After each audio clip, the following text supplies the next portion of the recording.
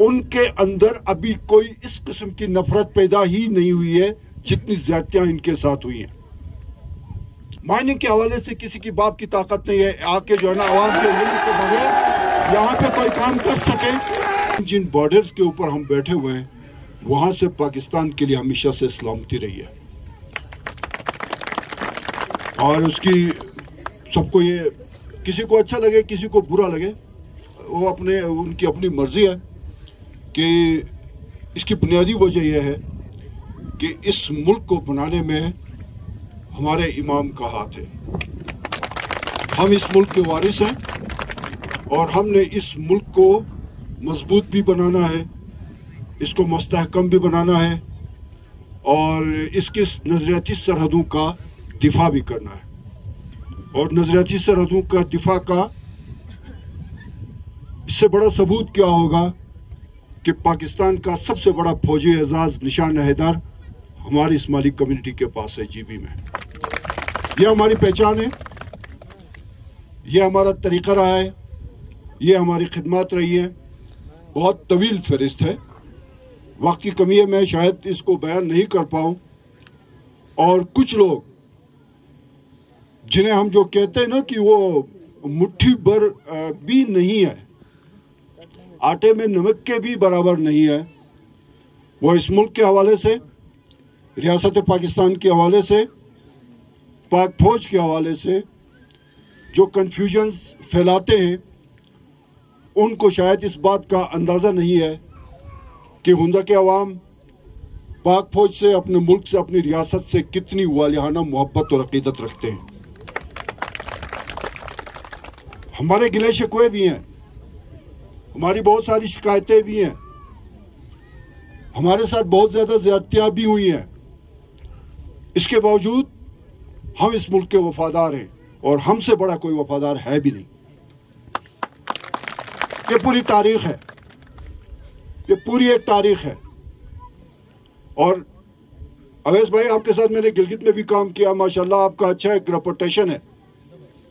आपसे मेरी एक गुजारिश है और जब डीसी साहब आएंगे उनके साथ भी कि हुंजा को जिन ऑफिसर्स ने वो ये समझ बैठे हैं कि हम हुंजा जाएंगे बस बैठ के टाइम पास करना है, अब हुंजा में कोई भी ऑफिसर आएगा वो टाइम पास नहीं करेगा, वो काम करेगा। या तो वो काम करेगा या फिर कहीं और चला जाएगा।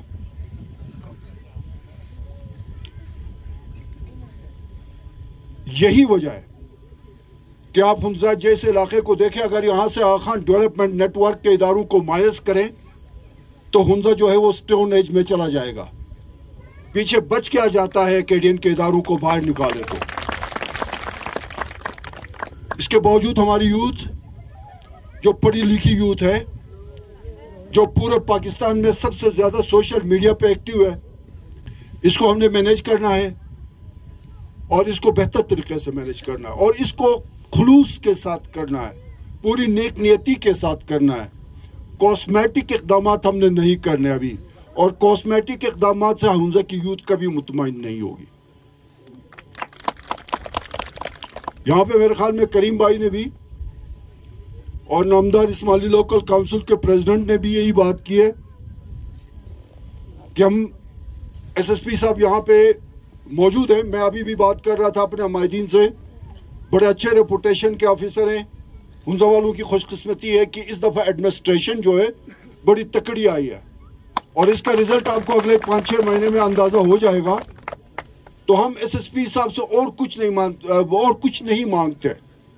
हुंजा में तो वैसे भी क्राइम रेट है ही नहीं, तो सर आप मेहरबानी करें, उस दिन भी आपसे करीबात में बात हुई है कि आप हुंजा को ड्रग फ्री बनाने के लिए इक़दाम उठाएं। हम आपके साथ खड़े हैं, पूरी इस्माइली कम्युनिटी आपके साथ खड़ी है, तमाम इस्माइली इमामती इदारे आपके साथ खड़े हैं और इसके लिए आप जिस किस्म का ताउन मांगेंगे हम आपको वो ताउन देने के लिए तैयार हैं।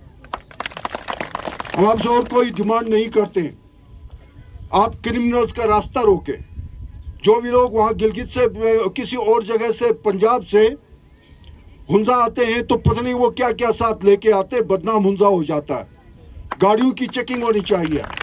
क्रिमिनल्स के लिए हुंजा में कोई जगह नहीं होनी चाहिए, छुपने के लिए भी जगह न मिले। हम इंशाल्लाह ऐसा माहौल पैदा करेंगे। यह हमारा मकसद है, यह हमारा एजेंडा है, यह हमारे इमाम की हिदायत है और उन हिदायत पे हम आगे बढ़ेंगे इंशाल्लाह। डेवलपमेंट की बात हुई है, मुझे हैरत है कि जब पीटीआई की हुकूमत थी जीपी के अंदर, पाकिस्तान में भी, तो नगर से जो मेंबर थे, मिनिस्टर थे फाइनेंस के, जावेद मनो ने 6 अरब का मंसूबा लिया वफाक से शाहराह नगर के नाम पे।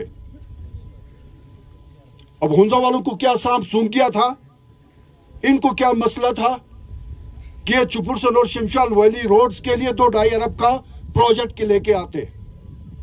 हमने खाली इनकी तकरीरें नहीं सुननी थी। जिस तरह जावेद मनवा 6 अरब का प्रोजेक्ट लेके गया, शाहराह तांगीर बन रहा है, शाहराह वो क्या है दारेल बन रहा है, गिलगित खजर एक्सप्रेसवे 52 अरब का बन रहा है, तो हुंजा के लिए 2-2.5 अरब का प्रोजेक्ट क्या मसला था, नहीं किया।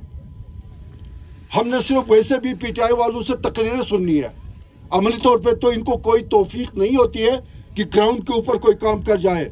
और इंशाल्लाह अमली तौर पे आपको 5-6 महीने में अंदाजा हो जाएगा कि काम किस तरह कहते हैं, डेवलपमेंट कैसी होती है और तरक्की कैसी होती है। इंशाल्लाह बहुत लोगों को बुरी लगती है ये बात, इंशाल्लाह रिजल्ट आएगा, अंदाजा हो जाएगा। हम तकरीरें करने वाले लोग नहीं है और हमने आज तक जो भी इक़दाम किए हैं, आप ग्रेटर वाटर सप्लाई स्कीम को उठा के देखें, इनके दौर में पड़ा हुआ था, सिक प्रोजेक्ट था, 1.25 अरब का प्रोजेक्ट, अभी 2.5 अरब पे पाइप की परचेजिंग हो गई 80 करोड़ की, और ये पिछले साल 1.5 साल में मुमकिन हुआ, और ये प्रोजेक्ट भी 4 साल से फंसा हुआ था।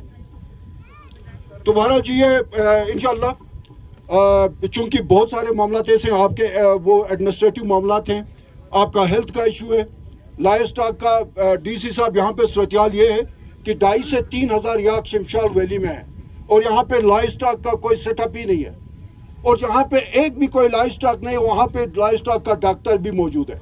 यही बदकिस्मती है हमारे इस इलाके की, यही मसला है हमारा, यही बीमारी है हमारी कि जिस चीज की जहां पे जरूरत है हम वहां पे जाते ही नहीं है। सिर्फ सिफारिश होती है, मेरिट की पामाली होती है, ज्यादती होती है, और मुंह से मैं बार बार ये बात करता हूं कि हुंजा वालों के मुंह से बार बार नवाला छीना गया है।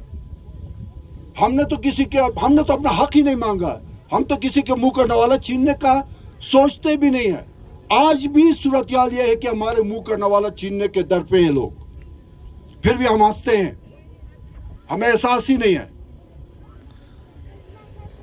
तो इंशाल्लाह मैं अभी ऐलानात कुछ भी नहीं करूंगा, अगले 6 महीने में आपको ये जो 2-3 एडमिनिस्ट्रेटिव इश्यूज हैं आपके, इंशाल्लाह अगले 6 महीने में ये आपको करके दिखाएंगे।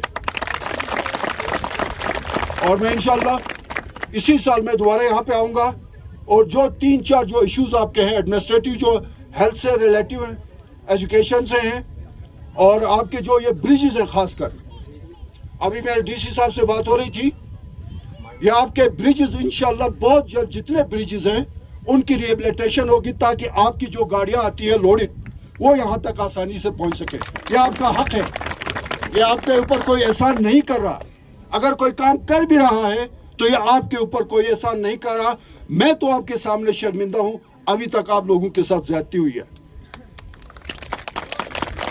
मुझे कोई फख्र महसूस नहीं है आपके सामने खड़े होकर बात करने का, मुझे शर्मिंदगी हो रही है। हुंजा के अवाम के सामने मुझे शर्मिंदगी हो रही है। इतने बड़े बड़े टॉप के नामी ग्रामी लोग आए हुंजा से, मेयर गुजन फरली खान साहब आए, वजीर बेग साहब आए, कर्नल उबैद साहब आए, नजीर साबिर साहब आए। क्या हुआ? ना पानी है, ना बिजली है, ना रोड इंफ्रास्ट्रक्चर है। कराकुलम सिक्योरिटी फोर्स में आपके 5% जवान नहीं है, 95% बाहर से आए हुए हैं। आपके एम्प्लॉयमेंट पे, आपकी तहसील के एम्प्लॉयमेंट पे दूसरे अजला के लोग आके बैठे हुए हैं और हम हंसते हैं। शर्म भी नहीं आती ना हमें? रोना चाहिए, मातम करना चाहिए हमें। किस बात पे हम हंस रहे हैं? किस बात का फख्र महसूस कर रहे हैं? जो कुछ भी किया है यहाँ के हुंजा के अवाम ने, या तो एकेडियन ने किया है या हम खुद सेल्फ मेड लोग हैं। हमने अपनी मदद आपके तहत इस हुंजा को बनाया है। दिल करता मैं अपना मुंह जरा और बेहतर तरीके से खोलूं, लेकिन कुछ मेरे ऊपर रिस्ट्रिक्शंस हैं।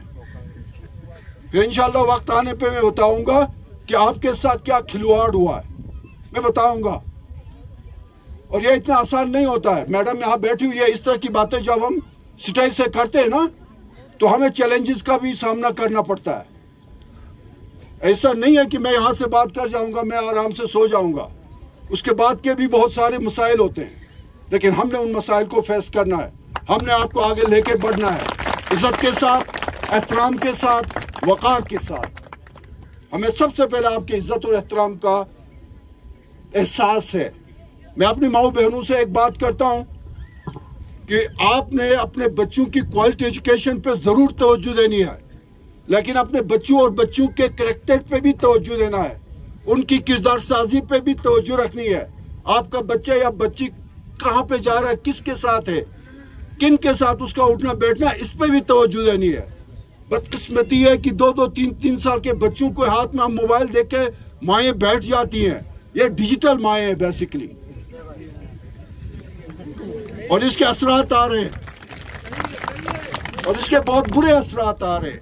बच्चों की स्पीकिंग पावर खत्म हो गई है।